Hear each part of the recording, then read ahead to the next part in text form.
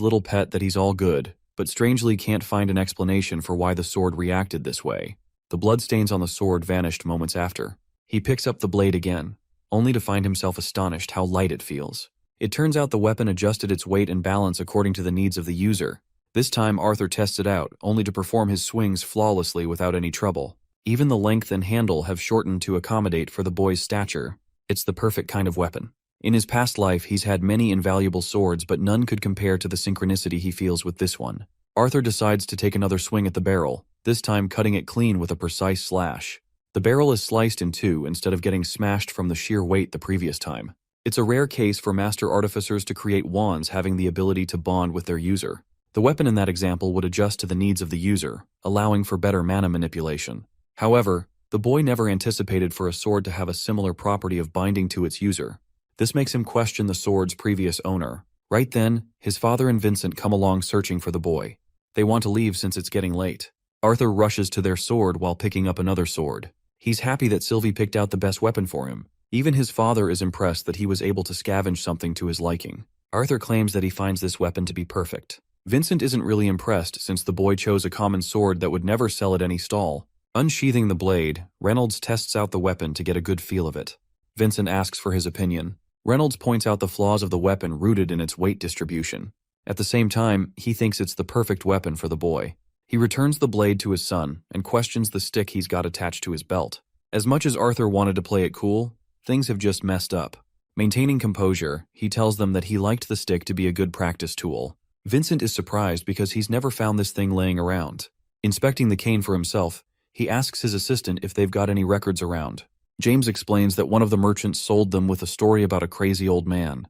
They tried using multiple inspectors to check the weapon, but it only turns out to be a mere cane. They wonder if they should fetch a master artificer to check it for them. Arthur apologizes if he's overstepping his boundaries. Dude gives him the most puppy-eyed look imaginable with his pet dragon. Vincent obviously can't keep the cane after that and returns it easily. The mission is a glaring success for our protagonist, who now has a special blade no one knows about. It's that time of the year. Arthur's birthday is celebrated with a roar, and he thanks the group for always supporting him. They can't believe that he's reached the age of 9 so quickly. Vincent has brought out premium treatment for the boy with special waiters and food serving them all around. They share a table to celebrate the joyous occasion. I know you guys are salivating seeing the food, but I advise you against eating pixels on the screen. Anyway, they got a lot of great memories that day, securing them in memorable frames for everyone to remember. The redhead freak is out here drunk as a mess, snitching Durden's horrific story of his pants getting caught on fire. Embarrassed as hell, Durden covers his face. Next up is Jasmine, who takes a dig at Adam and reminds him of the time he got scared so bad he pissed himself in the dungeon. Yeah, that's a story not even Batman could beat the shit out of me for. Jasmine's story got the whole party laughing in uproar, including Arthur and our favorite little reptilian. After wrapping up the dinner party, it was finally time to get to the presents. Coming up first, Reynolds and Alice prepared a special gift for a boy. Arthur invited his cute little sister to come open the gift with him. He lifted the top and found a special glove. These gloves were specially prepared by hunting monsters and imbuing magical gems on top of them. The 3 gems could provide a one-time healing effect when needed. It's the perfect gift for Arthur who wants to gear up for missions. He embraces his parents with endearment and love. Next up is Vincent's gift, who presents the boy with a mystical pair of rings. His wife slaps the shit out of him for unnecessarily teasing the kid. Vincent is out here getting on his knees for a 9-year-old, so I can get why she's worried. Anyway, one of the rings is for Arthur, while the other is for his mother. The ring's purpose is to inform Alice of Arthur's mana levels dropping down to a dangerous level. It's the right kind of artifact for someone like Alice who worries too much for her son. She hugs her dear friend for presenting them with such a wonderful gift. As for our boy, he sees the ring in both a positive and negative light. It may help his family to stop worrying about him, but at the same time, they would be in constant tension whenever the ring would fire off.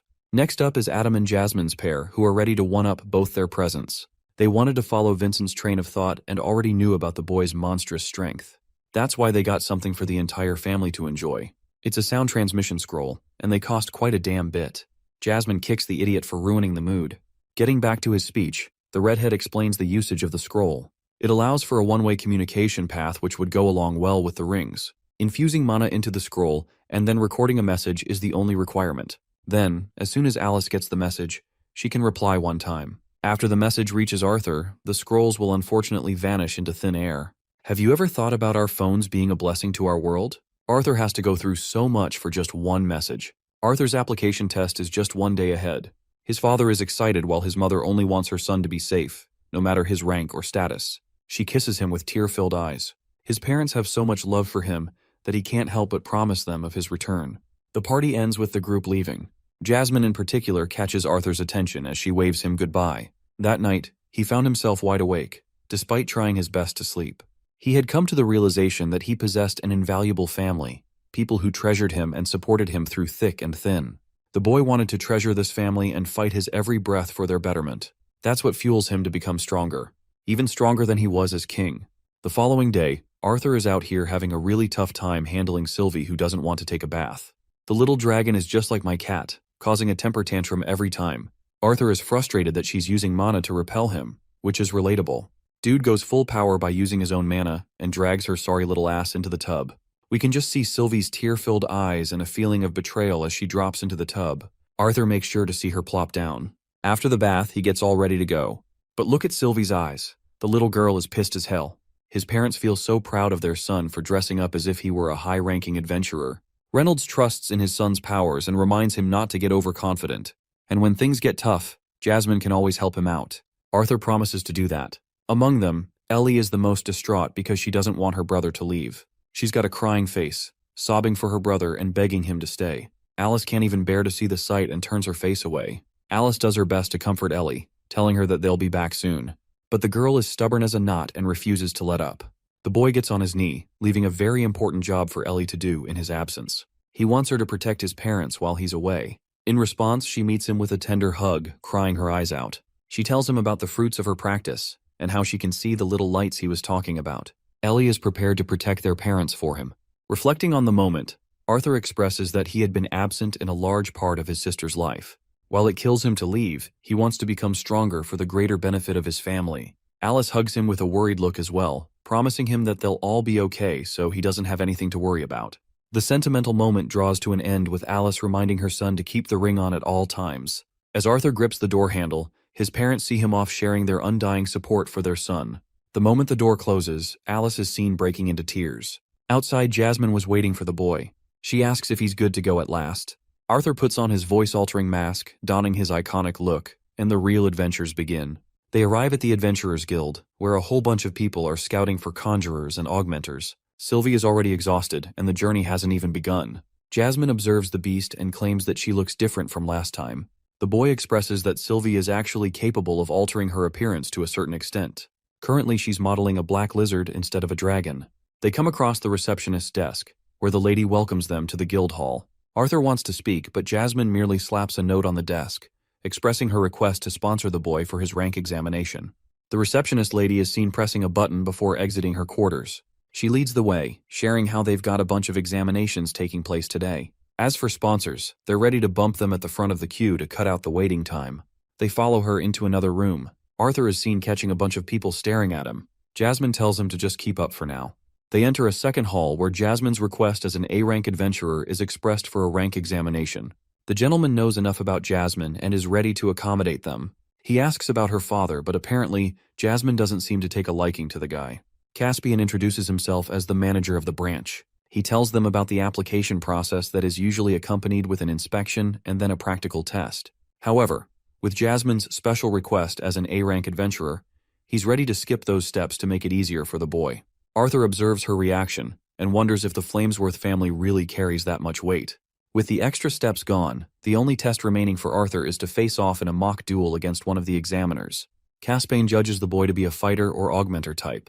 While he's usually uninterested in knowing about people's names, he's interested in learning Arthur's identity because of the boy's connection to Jasmine. The boy remembers observing the mark on his mask, which reminded him of a half note on a music sheet. So now he introduces himself as Note and shakes Caspian's hand. Their first contact is a mutual reaction for both of them, judging the other as a strong fighter. With that settled, the branchmaster tells Mary to handle things from here and take the boy to the exam hall. He shoots Caspian a glance before going away. As they're walking along, the boy has come to an understanding. He now knows about the weight of the Flamesworth household, which also makes him wonder if that was the reason Jasmine volunteered to come with him. At the same time, he could tell her to be annoyed at the mention of her father. There's no telling about her goal for now. Mary introduces both of them to the route that leads them to the level where the testing will occur. The boy blocks a strong shimmer of light as he enters the testing hall. Here, one examiner is adequately dodging a warrior's repeated strikes. Arthur observes Egghead's fight over here. The dude thinks he's in a comic and announces his attack right before using them. Even the kid thinks he's a little lame for that. Conjurers are supposed to use incantations, so in this case, Arthur thinks that augmenters also chant the names of their attacks. Still, it's stupid to do that for simple moves. Egghead finds his spear tossed and loses the fight, much to his surprise. The examiner is really annoyed and tells him that even grannies could swing his weapon better than him. Yeah, this examiner just verbally murdered this man. He critiques his strength to mana reinforcement ratio and his open attacks that anyone could dodge. The dude ends up whining like a child despite being in his mid-30s. He's a Saitama copy who thought 100 push-ups, sit-ups, and squats would be enough. The examiner is just done with this guy and recommends placing him in E-class. At the same time, he does acknowledge One Punch Man's fire affinity in this comic. Slapping the note on his face, we learn that he's placed in D-class instead of the bottom rung. Egghead walks away disappointed, while the next candidate is announced to step into the stage. Forget about beating monsters. Diane can't even beat a flight of stairs. She crashes down, face planting on the floor and earning everyone's laughter. One particular brat thinks she deserves E-class for her inability to walk. Arthur observes this kid from afar, immediately classifying him as one of the stronger people here. Diane regains her confidence and introduces herself loud and clear. She's a conjurer specializing in water. But this introduction turns awkward, as the examiners remind her that they already know about her. She is directed to choose her weapon and assured that she'll be fine in case she gets hurt. Sitting on the side, Arthur reflects that conjurers reach specialty after crossing the orange stage. Instead of the stupid approach of mastering all 4 elements like the Avatar or something, they focus on mastering one element to the highest level. The boy has also heard how some conjurers are capable of commanding dual specialization, which makes it really difficult and demands a stricter test to judge their true abilities. The professional conjurer awaits Diane's powers and urges her to give her best shot. Waving her wand, she commands a water spell and surrounds herself with a body of water. Jasmine teaches Arthur about the limitations of conjurers, who aren't proficient with mana reinforcement like augmenters are. That's why their first setup is to claim a defensive approach in a fight. In response, the examiner responds with a mud spell of her own, blocking Diane's vision from the confines of her water sphere. Since it's like a turn-based battle, Diane is up next. She casts Release of the Mud spell and then counters with a second water spell. It's a spiral beam, precisely aimed at the conjurer who dodges it with little to no effort. But the second stage of her attack is more interesting than the direct approach. She causes the spiral to explode, engulfing the stage into a thick fog. This gives Diane the opportunity to calibrate a stronger attack. She descends multiple shots of water against her opponent, but when the fog settles, there's no one to be found. The expert conjurer had already appeared behind and whacked Diane with her staff. Despite losing the fight, she's impressed with the girl's excellent control over her element. Her only flaw was failing to plot a second defensive maneuver to protect herself.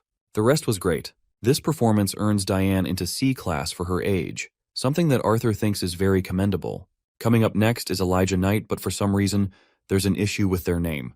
The elite augmenter examiner deems this candidate a B-class rank without even testing them out. It's shocking enough to Arthur. He finally gets to see a boy wearing glasses, the same kid they're talking about. Moving forward, Lucas Wykes is called. This is the same brat who happens to be overconfident and requests being placed in A rank immediately. Frustrated by the boy's attitude, she chooses to ignore and reads that he specializes in fire magic. Reaching light orange at the age of 11 is unheard of, so Arthur's looking forward to this matchup. The conjurer finds him arrogant, but Lucas is nonchalant and doesn't really care. She thinks it's about time they begin. The conjurer begins the test, only for Lucas to cast a ring of fire with his staff at once. He smashes the staff into the ground, raising a monstrous fire guardian to help him in this battle. Even the augmenter examiner is impressed by the boy's talent as expected of his family. The flame guardian moves over the conjurer examiner, while Lucas ushers an incantation. The examiner is impressed to find a good match out of the boy. At the same time, she's more than happy to teach him some level of humility for the future. She raises earth spears to fan out the flames. It's the perfect response from the examiner, as the flame guardian won't be able to sustain itself for long after its oxygen supply is cut off. However, Lucas thinks the battle is already over. He's never heard of a case where an examiner received a potent injury in the testing grounds, so he's happy to have her be the first example to be made. Ticked by the boy's words, the examiner counters each of his fire strikes. Lucas releases an expulsion spell, which causes a cluster of explosive fire attacks to overwhelm her. She barely manages to escape his fury and tries to grab him with her earth hand from behind. Lucas tries to dodge, but he's grabbed by a second hand from his blind spot. Lucas does his best to release the spell and braces himself for impact. His arrogant display comes